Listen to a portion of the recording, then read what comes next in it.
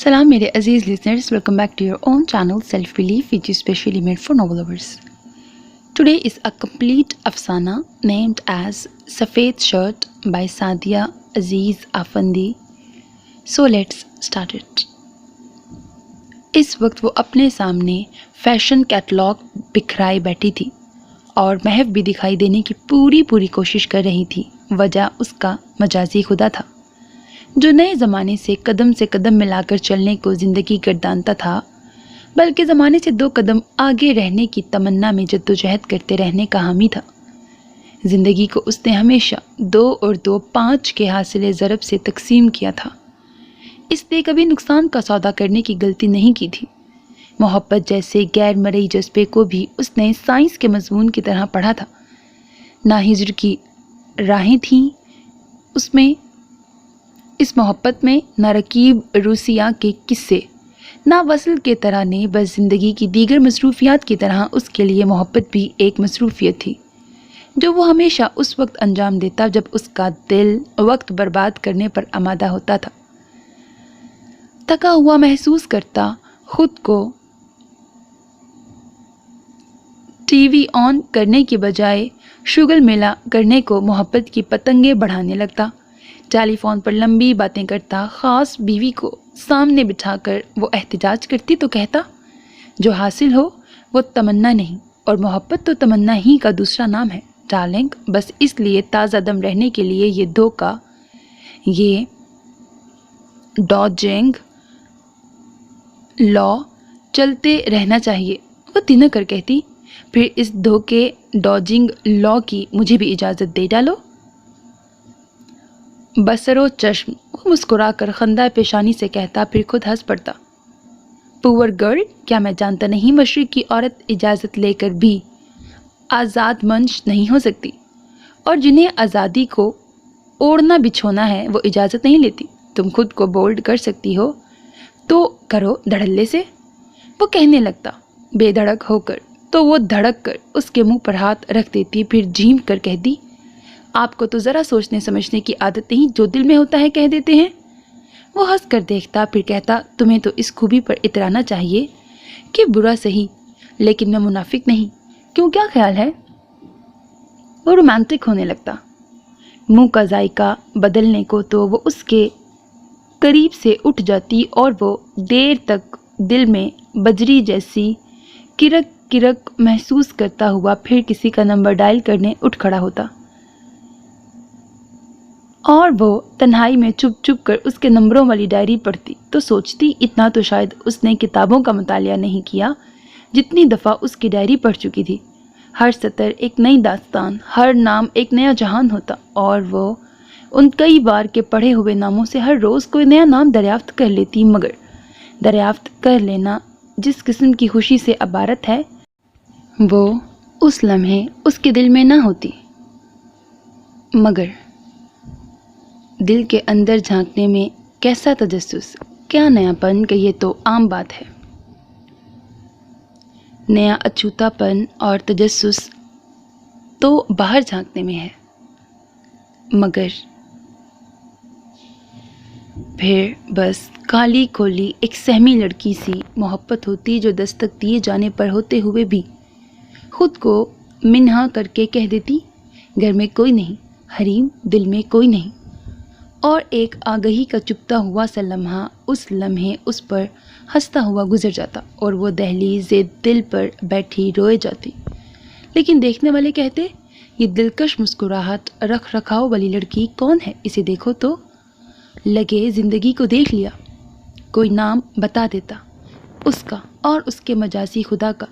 दिल कितनी ही सातों मुसरतों से हमकता रहता और लोग उन्हें खुशामदीद कहते तो बेस्ट कपल की शोहरत उनके हमराह नूर बनकर चलती। वो रुक जाते तो ये नूर रंग में नहाकर आसमान मुसरत पर अनार की तरह छूट जाता।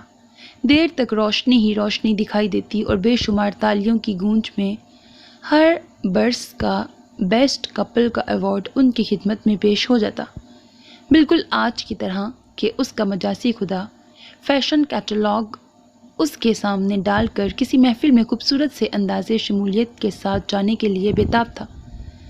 सोफे पर बज़ाहिर वो पुरसकून था, मगर मरियम जानती थी कि उसके खून में पारा गर्दिश कर रहा है।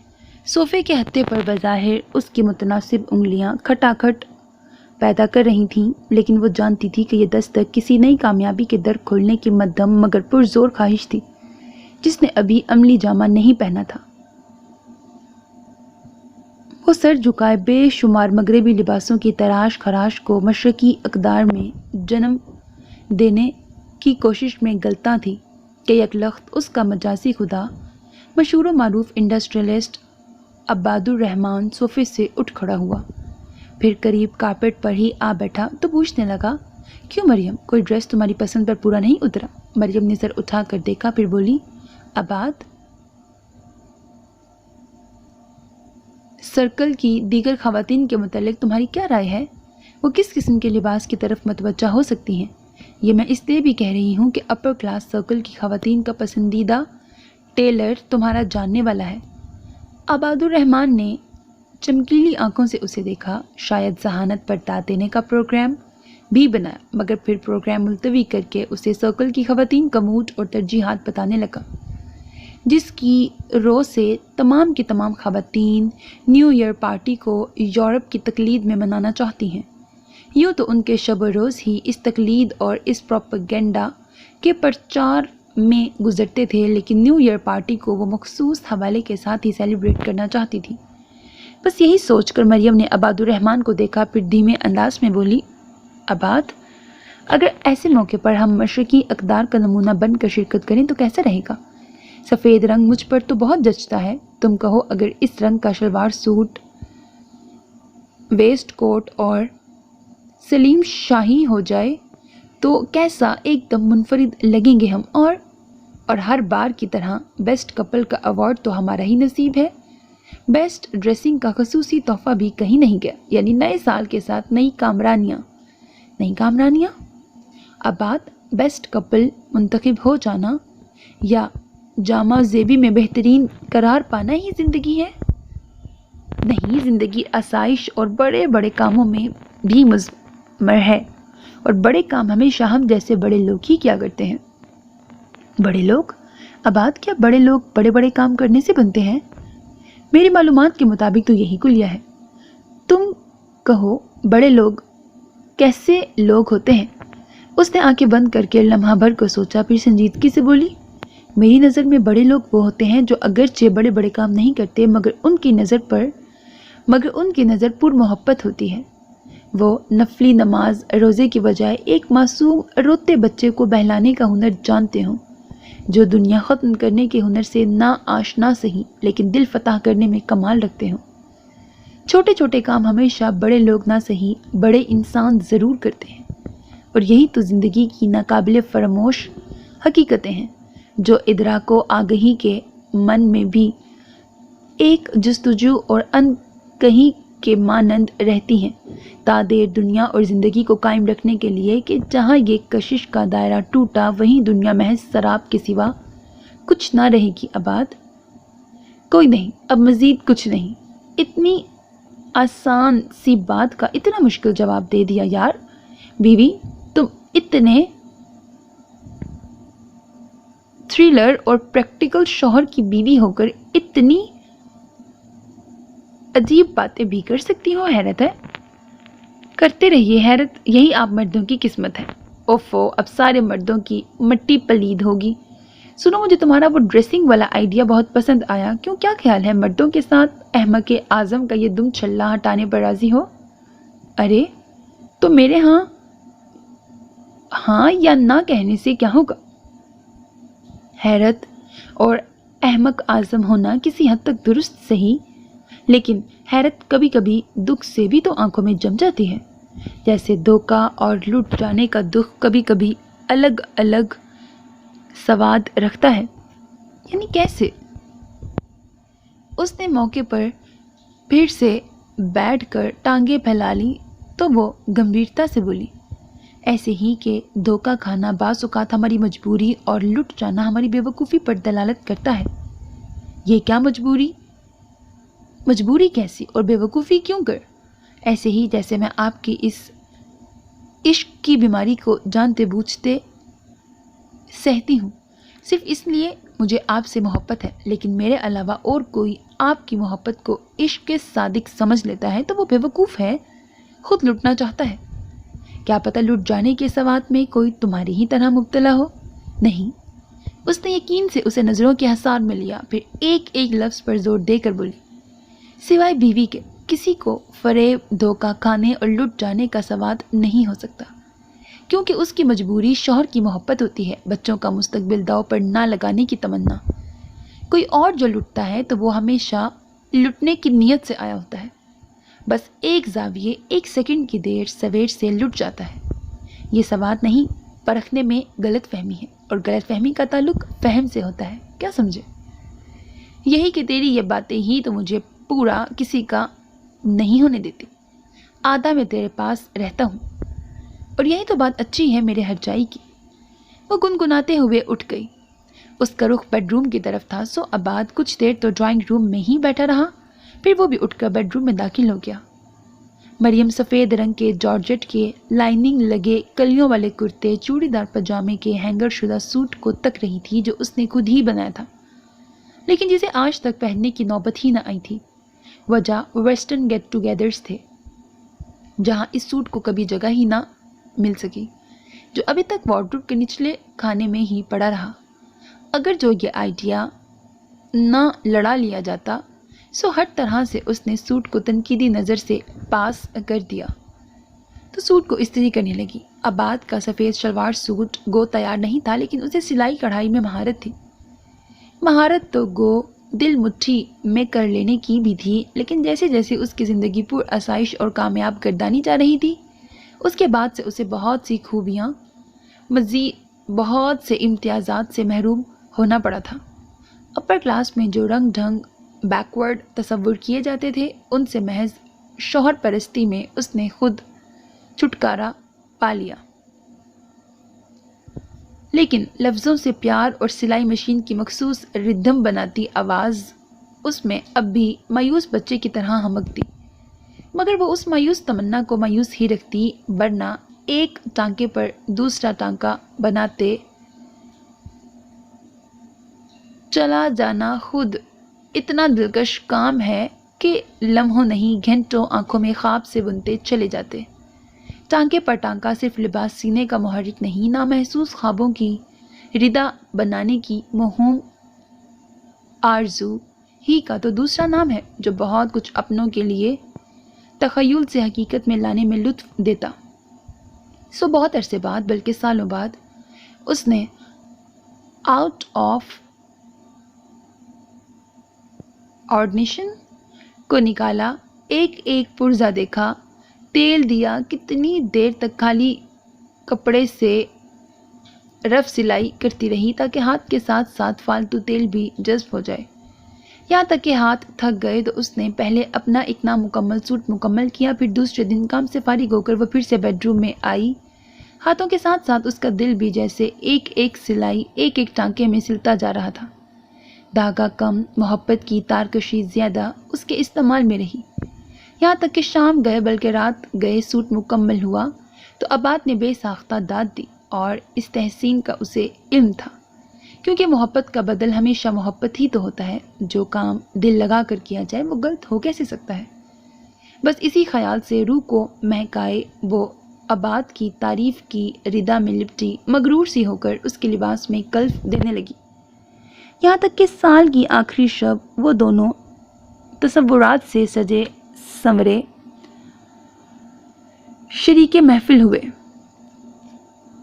تو ہر نظر صرف ان دونوں پر آ کر ہی ٹھہر گئی تھی۔ لگتا تھا جیسے وہ دونوں کسی دیس کے شہزادہ شہزادی ہیں، اور یہ شب ان کی شب عروسی تھی، اور بقیہ لوگ اس تقریب خوش امیدی میں محو مناجات ہیں۔ سفید براق لباس ٹیوب لائٹس کی روشنی میں خیرہ کن انداز میں چمک رہا تھا۔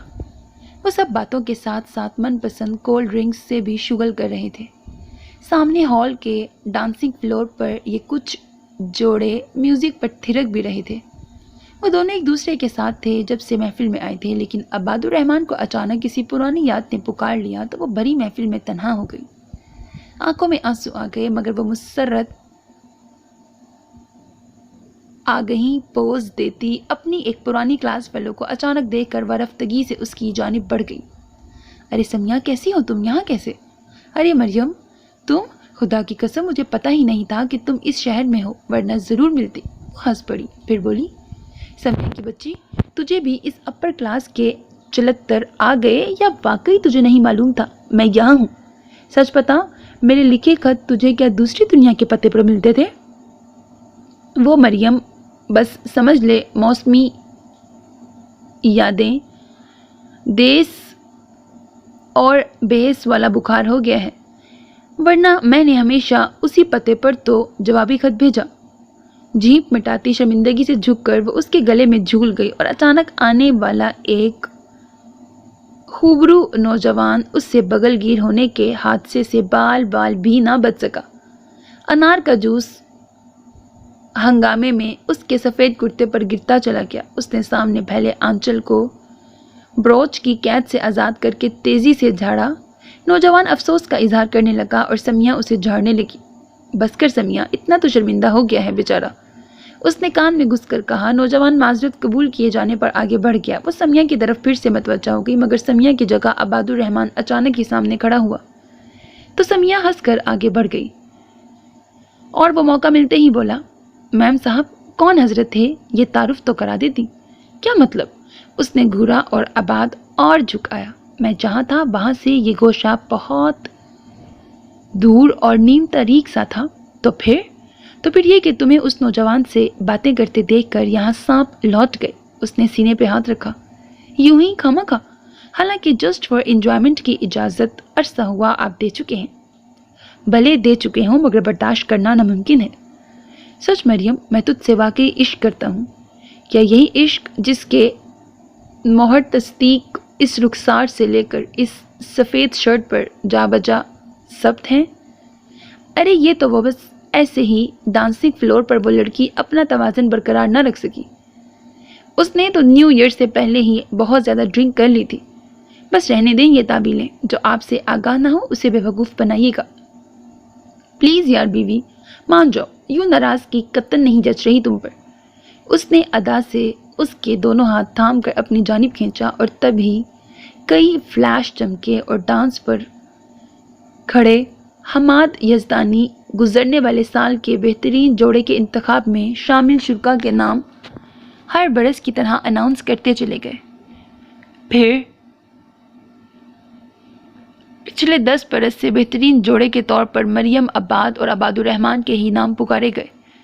وہ دونوں ایک دوسرے کے ہاتھ میں ہاتھ ڈالے ڈانس فلور تک گئے۔ ہال میں چند لمحوں کے لیے اندھیرا چھا گیا۔ روشنی کا دائرہ صرف ان دونوں پر مرکوز تھا، اور وہی لمحہ تھا جب بیسٹ ڈریسنگ کی خصوصی شیلڈ سمیت UK کا ریٹرن ٹکٹ بھی ان دونوں ہی کی سمت بڑھایا گیا۔ وہ دونوں ایک دوسرے کی طرف بھرپور محبت پاش نظروں سے دیکھ رہے تھے کہ کئی نگاہیں ان پر ہی ٹھہری ہوئی تھیں۔ پھر نگاہوں کا یہ حصار اس وقت ٹوٹا جب ہال میں وال کلاک کی ٹک ٹک کے سوا کوئی صدا نہ سنائی دے رہی تھی۔ ایک ایک لمحہ یوں ہوک رہا تھا جیسے پورے برس کی تھکن ایک اکیلے اس کے کاندھے پر دھری ہے۔ اداس شاموں، پتھریلی صبحوں، ہجر زدہ راتوں کا سارا کرب ان لمحوں کی آنکھوں میں ہی آ کر ٹھہر گیا تھا کہ اچانک شور اٹھا، ارد گرد سے یا دل سے۔ انتظار زدہ آنکھیں وصل کی لذت سے جیسے پھر سے جی اٹھیں۔ ہر طرف ہیپی نیو ایئر کی صدائیں تھیں جو گونجتی رہیں، یہاں تک کہ رات تھک گئی اور وہ دونوں گھر لوٹ آئے۔ وائٹ سوٹ اور اپنا دوپٹہ اس نے تھکن زدہ ہونے کے باوجود اچھے قسم کے سرف میں بھگو ڈالا۔ پھر میک اپ اور گھر کا لباس بدل کر وہ باتھ روم میں جا پہنچی۔ عباد کہتا رہا، یہ کام ملازماؤں کے ہیں، تم ویسے ہی تھکی ہوئی ہو۔ لیکن وہ عباد کی قمیض اور اپنے دوپٹے کو برباد نہیں کرنا چاہتی تھی، سو برش کے ساتھ دھبے چھٹانے لگی۔ آنکھیں نیند سے بند ہو رہی تھیں، مگر وہ مگن رہی۔ پھر مطمئن ہوئی تو آ کر بستر پر لیٹ گئی۔ پھر صبح کی کرنیں ٹیرس اور کھڑکی سے ہوتی ہوئی اس کے کمرے میں بکھری ہوئی تھیں۔ جب اچانک عباد نے اسے جھنجھوڑ کر اٹھا دیا۔ کیا ہے عباد، سونے دیجیے نا۔ سو لینا، پہلے یہ بتاؤ کہ وہ شخص کون تھا؟ کون شخص؟ کس کی بات کر رہے ہیں آپ؟ اس کی جس سے بے تکلفی سے ملی تھی تم ویسے ہی الجھی تھیں یا تپاک سے؟ عباد فار گاڈ سے کیا کہہ رہے ہیں آپ؟ کیا میں ایسی ہوں؟ آج تک میں نے ڈاجنگ لا کیا جو اب کروں گی؟ کیوں نہیں کر سکتی؟ ابھی تمہارا بگڑا کیا ہے؟ کون تھا وہ؟ عباد غصے میں چلایا۔ اس نے پہلے تو سوچا حقیقت بتا دے، لیکن پھر کل کی پکڑی جانے والی چوری پر اس کا دماغ بھگ سے اڑ گیا اور وہ اس سے کہیں تیزی سے چلا کر بولی، کوئی بھی ہو وہ، میں آخر کیوں صفائی دوں آپ کو؟ تم میری بیوی ہو، میرا حق بنتا ہے سچ جاننے کا۔ پھر آپ بھی میرے شوہر ہیں اور بیوی کی حیثیت سے میرا بھی حق بنتا ہے کہ آپ بتائیں، وہ اپنے بوجھ اور اپنے بھرم وقار نسوانیت سے ناآشنا لڑکی کون تھی جس کی لپسٹک کے نشان رخسار سے لے کر وائٹ شرٹ پر جا بجا سب تھے؟ اس نے آنکھیں اس کے چہرے پر گاڑ دی۔ عباد نے شرٹ سامنے کر دی۔ کون سے نشان؟ اس وقت تو تم مدہوش لگتی ہو۔ مریم نے دیکھا عباد کی وائٹ شرٹ ہمیشہ کی طرح سفید براق سی خیرہ کن کرنیں بکھراتی دکھائی دے رہی تھی اور باہر ٹیرس کی بالکنی پر اس کا دوپٹہ تھا، بے جرم کی سزا بنا ہوا۔ انار کا داغ واقعی کبھی نہیں مٹتا، وہ یہ سمجھانا چاہ رہی تھی، مگر لفظ اس کے نطق سے جیسے اڑن چھو ہو گئے۔ سفید براق قمیض اس کے آنچل پر طنز سے حرف گیر تھی، سو اس نے ہمیشہ کی طرح اٹھا سر جھکا لیا اور زیادہ زمین کی جانب اور کھڑکی سے اندر جھانکتا نئے برس کا نیا دن تھا۔ سرسری سا منظر دیکھ کر آگے بڑھ گیا کہ ہر برس کی طرح اس برس بھی بھاگ بدلے تھے، نہ جھوٹ سچ کی کسوٹی اور نہ ہی منصف۔ ختم شد۔ ویسے مجھے پتہ نہیں ہے کیا تھا، آئی مین ٹو سے میسیج اچھا تھا، ڈیپ تھا، بٹ ورڈز اور سینٹینسز تھوڑے گہرے تھے، مطلب آسان اردو میں نہیں تھے اور عجیب سی باتوں کو بڑا توڑ مڑوڑ کے بنایا گیا، مطلب بہت آسانی سے بھی وہ باتیں کی جا سکتی تھیں جو یہاں پر بڑی ڈیپ کی گئی ہیں۔ ہاں، میسیج مجھے تو سمجھ آ گیا، مجھے امید ہے آپ کو بھی سمجھ آ گیا ہوگا۔ باقی اپنا بہت خیال رکھیے گا نیک تمناؤں کے ساتھ۔ اللہ حافظ، and don't forget to subscribe to my channel because that's how you can encourage me and that's the only kind of support and encouragement which I want from all of you. Allah Hafiz.